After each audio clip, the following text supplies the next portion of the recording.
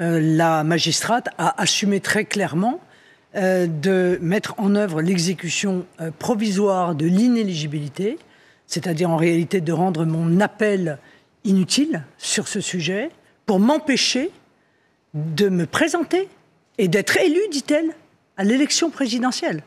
C'est donc une décision politique qui était en train d'être rendue. Il ne m'en fallait pas plus, j'avais compris. J'ai eu Marine Le Pen au téléphone et je lui ai fait part de tout mon soutien. Je lui ai dit que je serais évidemment à ses côtés dans ce qui m'apparaît être un véritable scandale. Vous savez, je ne fais pas beaucoup de médias et j'ai accepté de venir ce matin parce que la situation est extrêmement grave.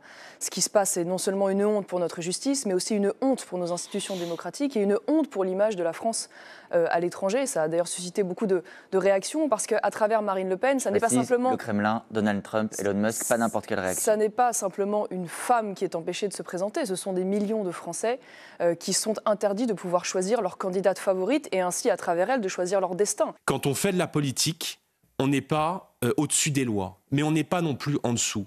Et il y a des millions de gens qui, ce matin, ont le sentiment que Marine Le Pen a été jugée avec cette violence et cette brutalité, non pas comme une justiciable comme une autre, mais parce qu'elle est Marine Le Pen et parce que son tort est d'être aujourd'hui en capacité de mener le camp national à la victoire. Donc, si l'accusation n'est pas fondée sur des éléments factuels, alors elle n'est fondée sur rien. Et si elle est fondée sur rien, ça veut dire qu'il y a une présomption de culpabilité. Ça veut dire qu'en réalité...